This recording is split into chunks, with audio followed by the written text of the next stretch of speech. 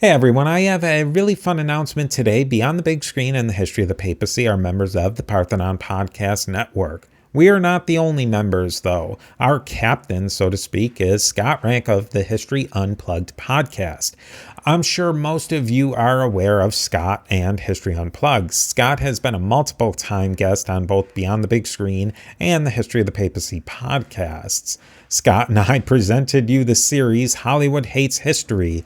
Hollywood and historical films is the bad gift that just keeps on giving. Scott and I, along with our partners in crime in the Parthenon Podcast Network, also regularly come out with roundtable discussions. You should definitely check those out.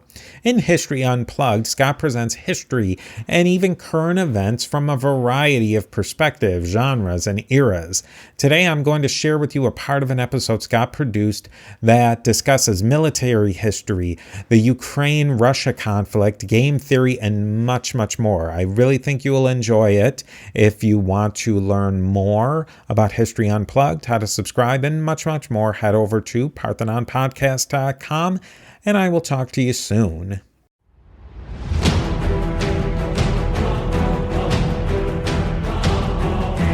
History isn't just a bunch of names and dates and facts. It's the collection of all the stories throughout human history that explain how and why we got here. Welcome to the History Unplugged podcast, where we look at the forgotten, neglected, strange, and even counterfactual stories that made our world what it is. I'm your host, Scott Rank.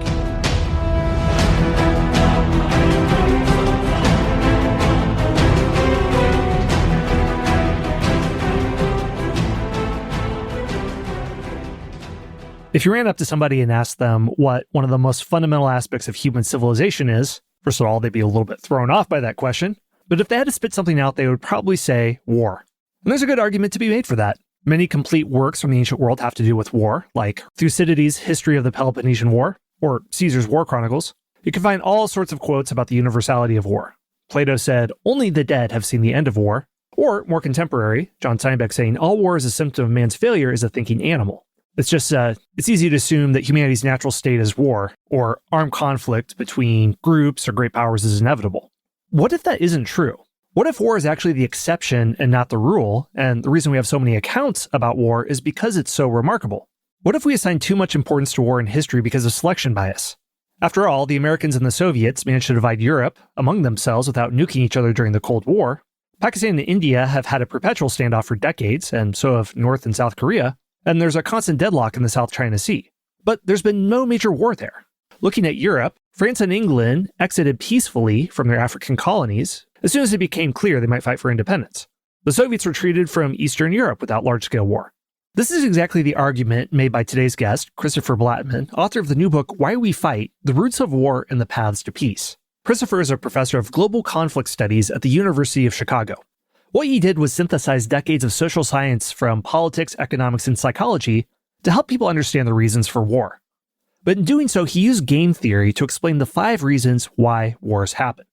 Much of his work was on street violence and civil wars, including gang violence in Chicago, but he argues that the same principles apply to nations at war as well.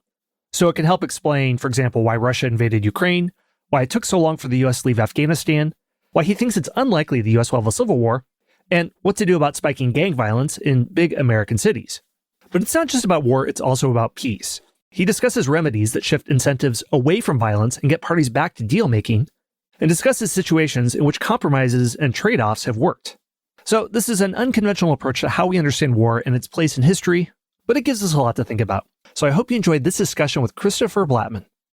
Your book synthesizes decades of research to explain the reasons for war using game theory, everything from urban gang wars to nation-state conflicts involving Tomahawk missiles and siege operations.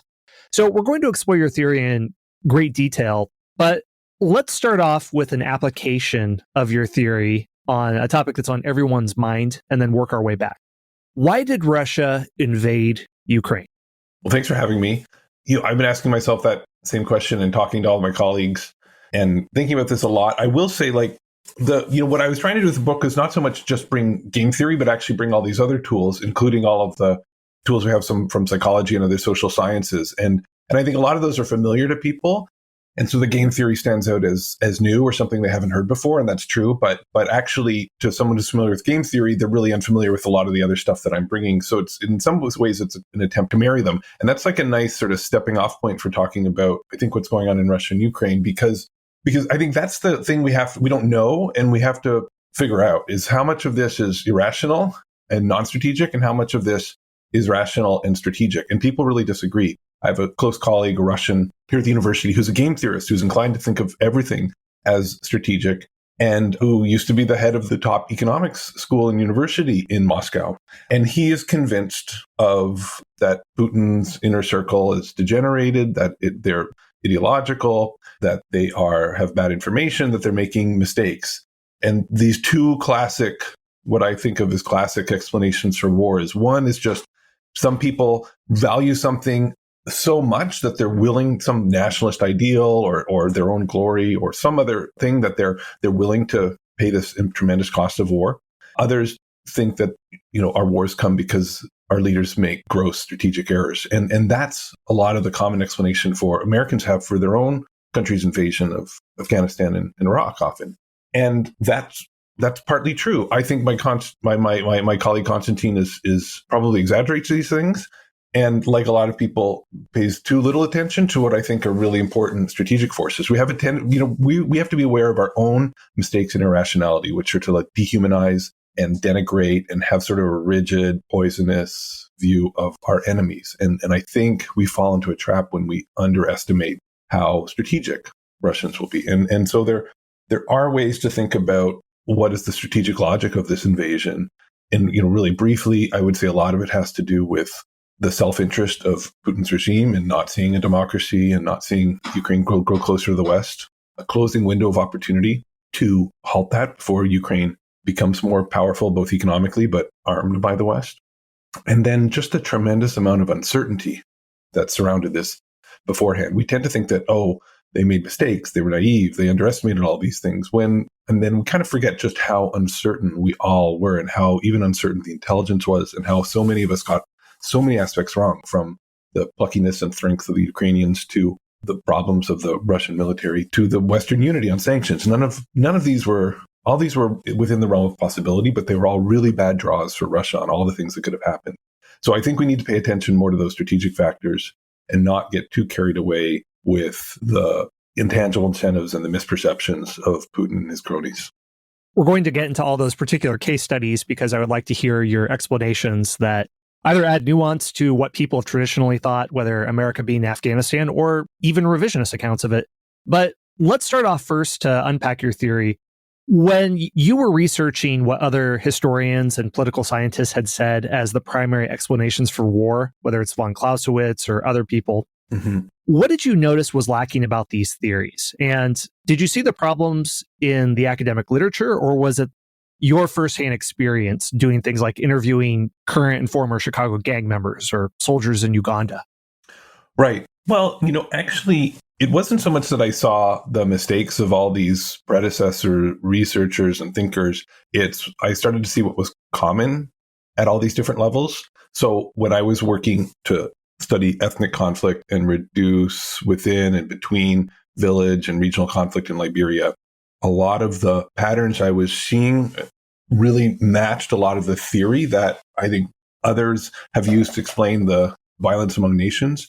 And the same is true when I began studying and working to reduce violence between armed groups in cities, especially gangs and criminal groups in Chicago and Medellin, Colombia. So what I think I appreciated was both, I think some of these strategic and non-strategic forces that had come to us from literally decades of research, right? So, I don't want to even call this my theory. I want to call this my synthesis and translation of what we know from hundreds or thousands of psychologists and political scientists, kind of trying to boil it down to make sense of it for a general audience. Because I kept waiting for someone to write this book and nobody ever did. So anybody could have written this book in my field. I just bring my own perspective from having seen it at a much more local level. So I realized that in order to solve these problems of violence at a city level or at a village level, we needed to be able to think about the same common principles and learn from the same common principles that govern war between nations. You list out factors that cause war to happen, but you note that wars really shouldn't happen and oftentimes don't. And that's something that is missed by lovers of history because all of the oldest records we have to do with taxes and war. And Yeah. people can study nothing but military history if they want to. And there's plenty of material. But you know, early in your book that something we miss out on is war is actually rare. This could be due to selection bias. And you give the example of a World War II statistician who looked at World War II bombers and saw that those who returned had their wings shot out, but not their cockpits or engines. And he responded somewhat counterintuitively that we need to armor more cockpits and engines, even though they hadn't been shot out. So could you describe this example and then lead into why war is actually rare and we miss this? Right, because the military wanted to arm all the parts of the plane that were coming back with these bullet holes, which made a certain sense. But what this statistician, Abraham Wald, deduced was that actually the reason we don't see holes on those parts of the plane is because those are the ones that didn't come back. And so there was this survivor bias that was governing our decision about like basically how to sort of, not how to be more peaceful, but how to defend ourselves. And we actually make the opposite mistake when it comes to warfare. We sort of see the bullet-ridden carcass after the fact, and it's hard to tell which bullet holes were critical because we're not paying attention to all of the successes, all of the many, many other times that war didn't happen. And if we look around, you know, once you point it out, I think it becomes really self-evident. Like, just think about what's going on around Russia today. Russia has managed to cow most of its neighbors. Its quote-unquote peacekeepers are in Kazakhstan. It's sort of co-opted Belarus, and the list goes on and on and on. And most of those have not been violent. Likewise, 2 weeks into the Russian invasion of Ukraine, India accidentally lobbed a cruise missile into Pakistan, and peace ensued because it simply doesn't make sense. And here's a rivalry that has been, you know, they've been at odds over borders, over a whole host of issues for decades without any serious level of violence. Some skirmishes, but not warfare. And everybody, you know, school children for the next 3 decades, if not longer, are going to learn about the U.S. invasion of Afghanistan. Very few of them will ever learn about the U.S. invasion of Haiti. And that's because it was over before it began. There's this famous account in 1994 how when a coup leader took power in Haiti, ousting a democratically elected president, I believe it's Colin Powell, shows up on his doorstep. He'd been a mentor to or teacher of this guy in a U.S. military college many years before, I believe, and showed him a video and said, here's a bunch of U.S. troops and tanks and things getting on planes, and they're flying here. And by the way, this isn't live. This was taken 2 hours ago. And the guy surrendered right there. He probably, you know, we don't know what happened next exactly, but he negotiated some terms based on his bargaining power, which made a lot of sense because war would be ridiculously ruinous and costly. And so that's basically the fundamental thing, that most of the time we don't fight. We don't fight because war is incredibly costly. That is widely apparent for anybody to see in the current conflict. And so it's not, the puzzle is why we fight at all and why we don't find some other negotiated solution when we usually do. And you make a point to note that there's a difference between personal violence and war, because when you were describing how war is rare, I thought of a Steven Pinker book he wrote a few years ago called The Better Angels of Our Nature. And he mentions that the chances of dying a violent death at, let's say, the Neolithic period, based on forensic archaeology, something like 15 to 20% of people could have died a violent death from what we see. Today, it is a fractional amount of that. I don't know, 1 in 1,000, simply because the state doesn't sanction you to kill someone very often in America. If you're in law enforcement, or if you're protecting your home from an invasion, or if you're a soldier fighting overseas, then it would sanction it. But 10,000 years ago, all it would take is a tribal elder to say, oh yeah, the other tribe over there, yeah, you can kill them. I mean, you're not going to be ostracized. We need to protect ourselves. There's just more opportunities for violence. Or how would you describe maybe a Steven Pinker objection, if there would be one? So yeah, no, I think we probably see eye to eye on a lot of things. I think, so first of all, there's sort of two kinds of violence that could go down. One is interpersonal violence, and absolutely 100% culture, norms, the state, all of these things, that all this apparatus we've developed in most countries mean that we live with much safer lives than in the past. And that's unambiguously true. And to me, that's the great thing about the rest of the book. After sort of saying, oh, here violence declines, he sort of walks through a lot of that sociology and history, and to sort of talk about the importance of the state and social norms and the humanitarian revolution and so forth. So I totally buy that. What's less true and more disputed is whether or not intergroup warfare, right? Not interpersonal warfare, but warfare between groups, between nations, has gone down. And there, the statistics, when people have done the numbers like Bear Bromwell and others, it's not quite so clear because we have built up some international and other institutions that quell intergroup conflicts, but not entirely. And meanwhile, our weapons have gotten much more powerful. So when conflicts do break out, less frequently than in the past, arguably, they're doozies. So we live in a world where some kinds of violence have gone down and others still have a way to go. But I think it fits very well into the framework. I bring both the psychological and game theoretic lens to sort of say why it's the case. And also then why don't we see more intergroup conflict going down? Well, actually, it's mostly low. It's mostly rare. But when it does break out, it breaks out because we haven't quite built all the kinds of padding and institutions we need to minimize it further. Well, let's go down your 5 factors that explain why wars happen. Could you explain them here? Sure. I mean, it goes back to this idea that war is costly. And that means peace has almost this like gravitational pull to it because the alternative is so terrible. And so what that means is that anything that leads us to go to war, because we do go to war, means it has to be equally powerful to sort of yank us out of that orbit. And basically the argument I make in the book is there's a million reasons that this happens, obviously, but that there's sort of 5 common logics, and you can sort most of those reasons into those logics or buckets. And each one of them is a kind of a reason that the costs are overlooked or overwhelmed. And so one of them, let me do 2 and maybe two, I think maybe the more important, one being more strategic, one being in the non-strategic category. The strategic one is to say, what happens when we have an autocrat or some kind of unchecked leader? This is a person who, by definition, doesn't have to internalize all the costs of war to their group because they're insulated from them. And so they're going to not consider these in their decision. And so they're going to be too ready to use violence.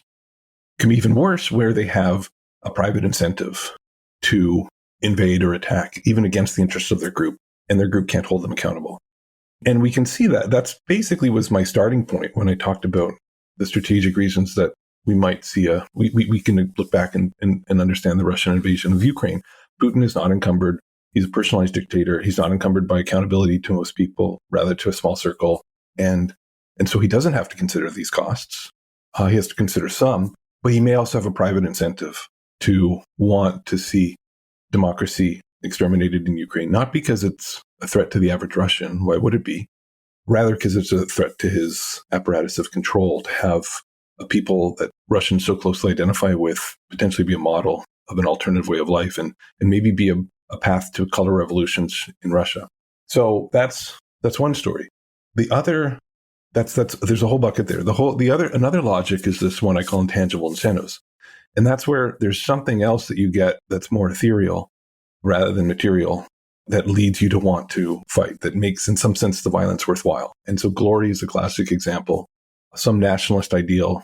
And that is the story that many people, including my Russian colleague, tell about Putin's motivations and the motivations of this degenerated inner circle of people with nationalist ideals. That's a kind of intangible incentive. That's saying we believe in these things so strongly that we're willing to take on these costs of war. Costs, by the way, that we don't fully bear. So you can see how these two kinds of explanations interact. But the logics are distinct. And in some sense, I'll very briefly, the other 3 I call uncertainty, commitment problems, and misperceptions.